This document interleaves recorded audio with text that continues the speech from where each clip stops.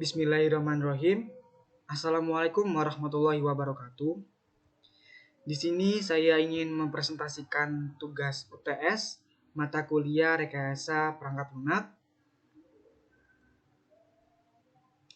tentang review papers bentuk SLR, System Literature Review atau SMS, Systematic Mapping Study. Disesuaikan dengan NIM belakang saya adalah 8, maka saya akan mereview paper SMS. Baik, langsung saja pada penunjukan jurnal. Di sini saya memilih Measuring Software Process a Systematic Study.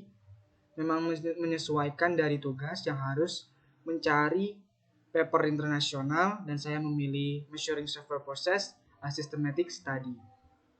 Langsung saja pada poin-poin utamanya.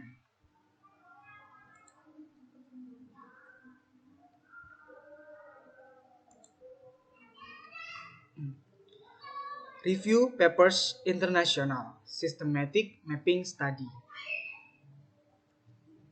Sebelumnya, saya ingin memperkenalkan diri. Perkenalkan, nama saya Jalum Santoro, NIM 2018-188 dari kelas Rekayasa Perangkat Lunak 5F.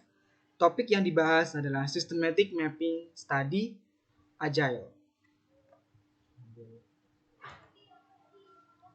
Dengan judul papers yaitu Measuring Software Process a Systematic Study, mengukur proses perangkat lunak, studi pemetaan sistematis.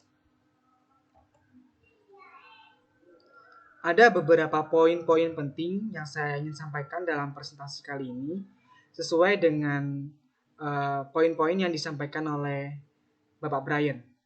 Yang pertama adalah latar belakang penelitian. Yang kedua adalah macam-macam research question atau RQ. Kemudian explain untuk masing-masing research question atau hasil dan temuannya. Terus yang terakhir adalah kesimpulan. Yang pertama yang saya akan bahas adalah latar belakang penelitian. Pengukuran penting untuk mencapai kinerja yang diprediksi dan diproses berkemampuan tinggi yang memberikan dukungan, pemahaman, evaluasi, dan manajemen kontrol yang lebih baik. Ada beberapa tujuan dari latar belakang tersebut, seperti memahami pengukuran proses, perangkat lunak, mengidentifikasi studi, membuat skema klasifikasi berdasarkan studi, dan menyusun wilayah. Penelitian mengidentifikasikan jumlah, jenis, dan hasil penelitian yang tersedia. Yaitu ada 4 basic background atau latar belakangnya, yaitu measurement, software process, relate work, kemudian research method. Measurement atau pengukuran.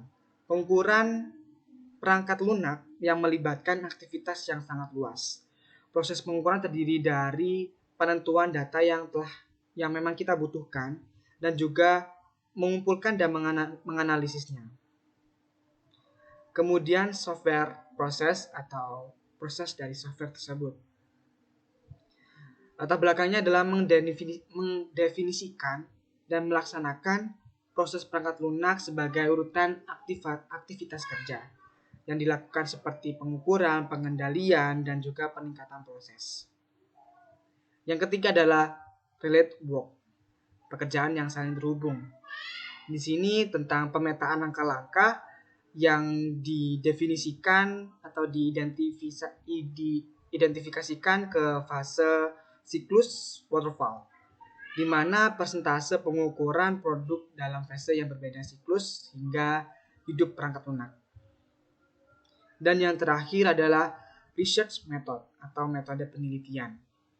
Di sini latar belakangnya itu menyusun wilayah yang memang mengidentifikasikan jumlah penelitian, jenis, dan hasil yang memang telah tersedia, dan juga menentukan tren dari publik waktu ke waktu, kemudian mengidentifikasikan forum publikasi, dan juga penelitian untuk memandu penyelidikan di masa yang akan datang.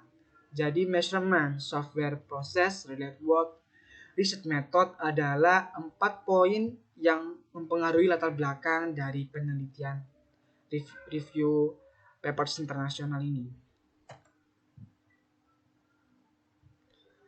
Di sini yang kedua adalah macam-macam research question.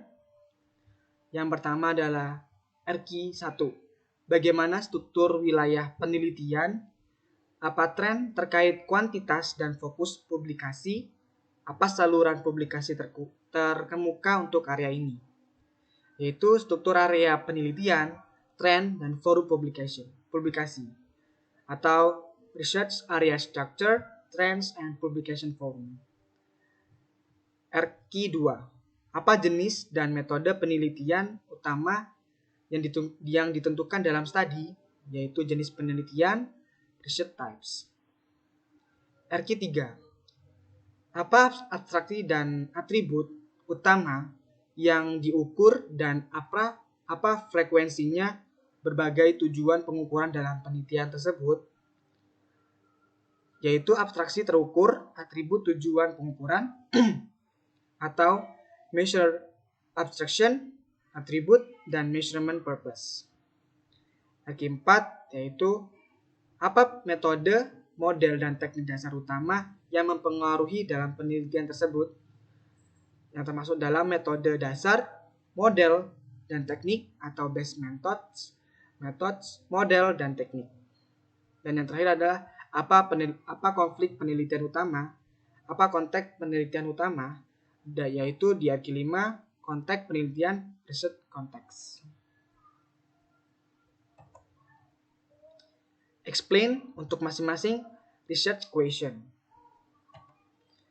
Yang pertama di sini adalah RQ1, struktur area penelitian, tren, dan forum publikasi. Penataan area dan tren seiring waktu. Makalah diklasifikasikan menjadi 4 topik. Jadi di sini ada sebuah diagram yang mengklasifikasikan 4 topik, yaitu ada konsep dan praktik pengukuran, penilaian dan SPI, program pengukuran, dan metode kontrol dan manajemen. Dari di sini terdapat presentasi yang besar terdapat pada konsep dan praktik pengukuran dengan jumlah makalah 269 makalah dengan persentase 58%. Kemudian penilaian dan SPI dengan makalah 91 makalah dengan persentase 20%. Kemudian program pengukuran ada 48 makalah dengan besar persentase yaitu 10%. Dan yang terakhir adalah pemantauan, pengendalian, dan manajemen yang termasuk dalam metode kontrol dan manajemen sebesar 50 makalah dengan persentase 12%. Selanjutnya yaitu makalah yang disertakan sepanjang tahun dan periode publikasi.